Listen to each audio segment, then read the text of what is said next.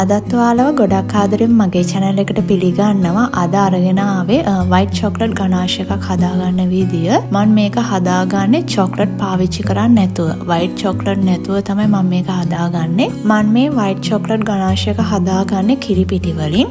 කිරිපිටි වලින් කොහොමද ගොඩක් රසට ලස්සන විදියට මෙන්න මේ වගේ white chocolate ganache එකක් හදාගන්නේ කියන එක තමයි අද මම ඔයාලට මේ වගේ අරන් ආවේ. මෙන්න මේ දේවල් තමයි රෙසිපි එකට අවශ්‍ය වෙන්නේ. එහෙනම් දැන් අපි මේ white chocolate ganache කිරිපිටි වලින් හදමු. මුලින්ම මේ වගේ භාජනයක් අරගෙන ඒකට මම පවුඩර් කරගත්ත සීනි ටික දාගන්නවා. ඊළඟට පිටි කිරි ටිකයි කෝන් පිටි ටිකයි දාලා මේක හොඳට කලවම් කරගන්නවා.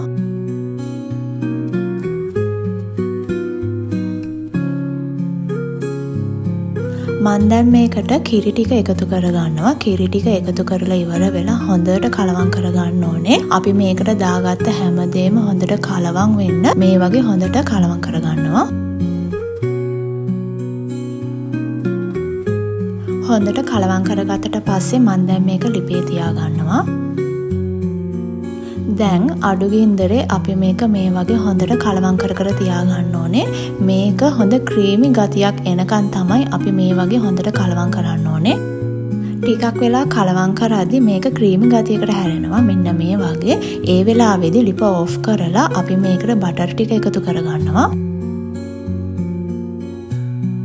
බටර් ටික දාගත්තට පස්සේ බටර් ටික හොඳට දිය කරගන්න ඕනේ. බටර් ටික දිය වුණාම මෙන්න මේ වගේ දිලිසෙන ගතියක් එනවා. ඊට පස්සේ ඒකට අපි දාගන්නවා වැනිලා ටික. වැනිලා ටික දාගත්තට පස්සේ ටිකක් මේ වගේ කලවම් කරගන්න ඕනේ.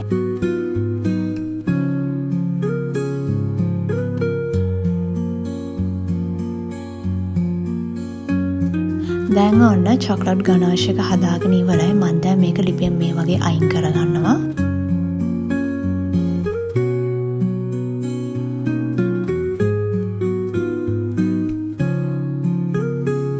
මේ තියෙන්නේ පිටිකිරි වලින් මං හදාගත්ත white chocolate ganache එක.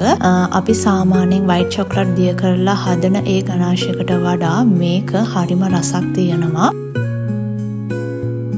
white chocolate නැත්තම් ගෙදර තියෙන කිරිපිටි වලින් මේ වගේ white chocolate ganache එකක් හදලා බලන්න. ලස්සන පෙනුමක් වගේම තමයි ගොඩාක් රසට අපිට මේ chocolate ganache එක කිරිපිටි වලින් හදාගන්න පුළුවන්.